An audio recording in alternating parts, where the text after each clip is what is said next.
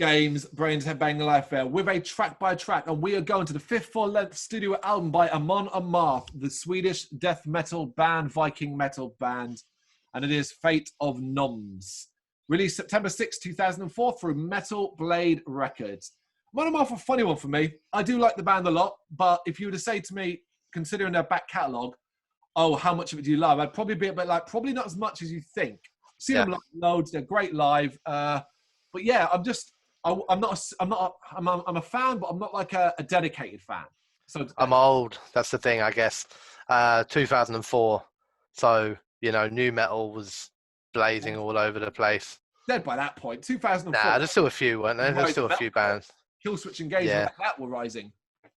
But I guess by this point, I'd kind of moved on to other things. And there was one song, which we'll get to anyway, in particular, which was actually the first track I'd ever heard by Amon Amarth, which happened to be on this album. Oh, really? Which made me a fan of them. But I didn't stay dedicated to them. Yeah. I have this album. I had it. I still have the same version of it that I had when I was a kid. Cool. And I loved this album.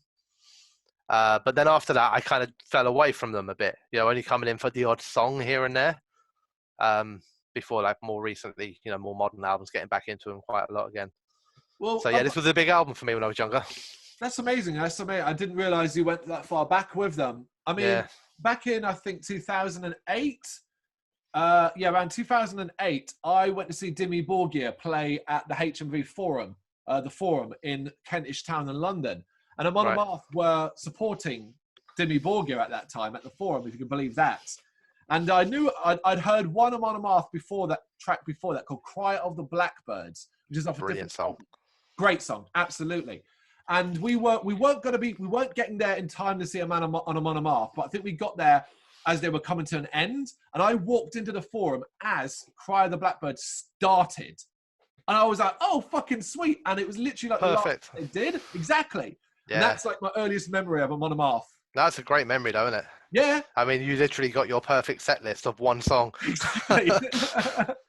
But anyway, Fate of Norns, it begins with an ancient sign of coming storm. A chunky start. The double pedal drums is what really stands out for me. This has a rawer and dirtier feel, which resonates with me, but it's far from where this album's strength lies. A solid, if unspectacular, opening track. Yeah, I think one of the... Maybe with hindsight, having listened to Amon Amarth, obviously modern albums, which are a bit more of a cleaner production and, that sort of thing. But I think one of the things that stands out the most on Fate of Norns is actually the vocals aren't always great. Yeah, that's true. On it.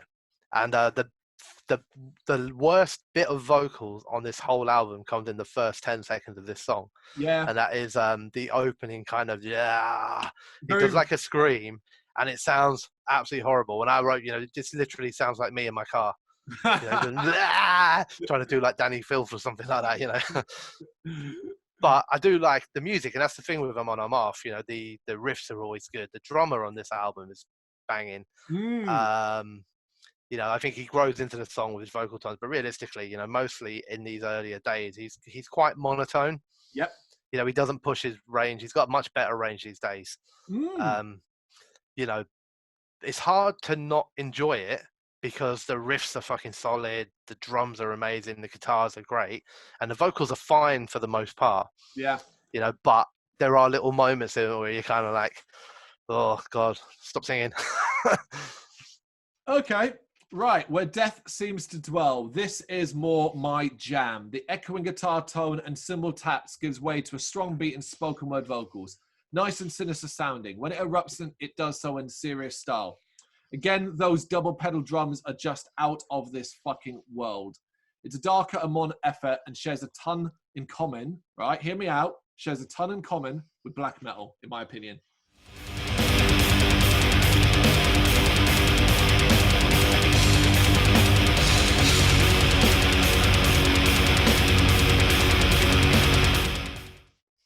Yeah.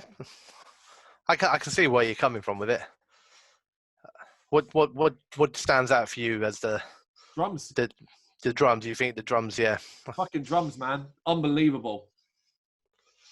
Yeah, I mean, I pointed them at as well. Firstly as a song, I like the slower start. I like the way the drums sort of get introduced bit by bit, and I like how the song is sort of delivered like kind of like a story, you know, like they're telling a tale rather than, I don't know if it makes sense, but rather than a standard song, it sounds like he's reciting like reading to you from a book. Yeah, yeah, exactly that. You're lying in bed as a child, and Johan's sitting on a stool in a rocking chair beside your bed, just your fucking chin. just bellowing this stuff out. But you know, the drums are just amazing. The chorus is just like essentially a sped up headbanging fest with the drums just front and almost like they're not, but they're almost like the lead instrument at points. You know, where it's just like, wow, this is amazing. Yeah. I love it. I think it's a great song. Really good. Same here. The Fate of Norns, the title track. It's a banger. Simple. It's a step up for me in the riff department, where we've been focusing heavily on the drums the first 2 tracks. This was the first track where I was like, oh shit, here's some guitars I can really, really get my teeth into. In fact, more also than the drums in this one. I find this one impossibly catchy, which is always such a strange thing, right? For me, and I wrote it down for some reason. It's really strange when you get metal of this high, heavy order, yet you're still like, damn, this is catchy. I can pop to this. And this is that track. Yeah, so obviously the title track, I'm the same as you on it for the well, not even for the most part, for all of it. I just think it's absolutely brilliant. It really is a fantastic metal song. It's chock full of groove. The drums are great again, but actually on this song, Johan's deeper, darker vocals, because he gets quite like, he's very death metal or anything like that, but you know, it gets kind of really, really on the heavy side of what he does. Just overall, I mean, I kind of ended mine with this just music you just can't help but bang your head to, or tap your foot, or air drum. You just got to do something. Yes. Do you know what I mean? You can't just listen to it. You got to do something. But yeah, it's brilliant song, man.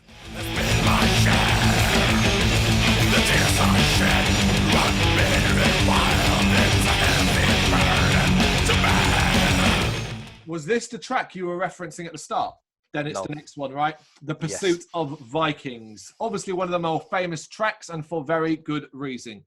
It's a proper, for me, walk 10 feet taller effort. That is as killer live, thankfully, as it is on record. Every instrument is on point.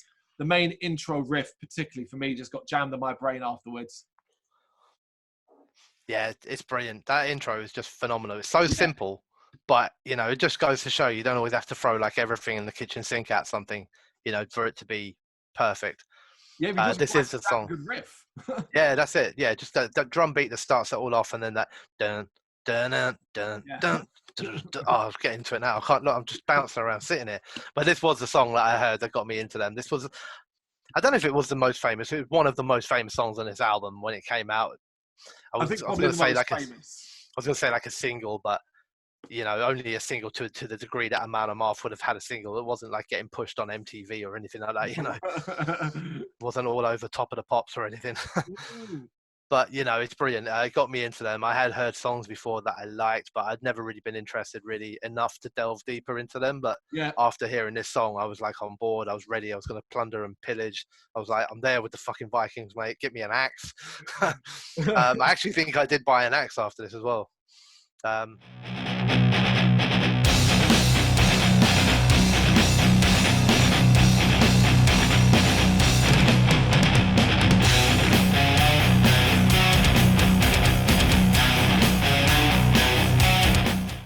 As you do, you know, when you're younger. Obviously, it's iconic, and it's probably one of their most famous songs now. Probably in the top 3 or 4. Definitely. You know, it's brilliant. Just an absolutely fantastic metal song. Okay, cool. Valkyrie's Ride. For me, it's back to the darker and drum-heavy Amon Amarth that we kind of had at the start. But, you know, the riffs are a little bit more stand out here. But overall, I didn't really write much this time because, truth be told, it just isn't that memorable as a track. I think probably because it's coming after the Pursuit of Vikings and they're still buzzing after that. Yeah. And what will follow is quite a good track as well. So I think that may be why. Yeah, I can see that. I mean, I do like the song. I kind of felt what I liked about this song the most was actually I felt like this was probably them close to their heaviest. Yeah. You know, it was more on the lines of like a death metal track, I felt like for parts of it at least. You know, it sounds his vocals are very aggressive, very, very angry sounding. The drums take over again and kind of be the main, you know, the kind of driving beat. And it's a bit more like a rager song, you know, a song to kind of punch a wall to. Okay, I did not find that passion in it. That's strange. Yeah. The Beheading of a King. This is much more memorable turn though, as the guitars go from the black metal buzz to detailed riffing. All while those continually, and we've said it a bazillion times already, those continually kick-ass drums do a number on the mind. It's got a ton of fire. It's not the hottest, but it's got a ton of fire. Yeah, I'm a big fan of this track as well. Actually, this is one of my favorites on it. I kind of felt, the intro really sells it to me on this song, and I felt like it had a touch of Pursuit of Vikings to its start. In its kind of catchiness and rhythmicness, rather than kind of going for the jugular from the off.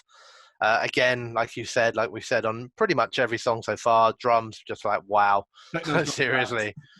The vocals are charged, riff, it's got a good kind of head-banging riff to it. Do you know what I mean? Yes. And it's got an absolutely fucking brilliant, because they obviously knew their drummer was pretty good, but it does actually have a proper kind of drum solo section, or a drum fill, which is really extended. And they're probably just like, you know what, do some on your own, man. But yeah, so I'm a big fan of that one.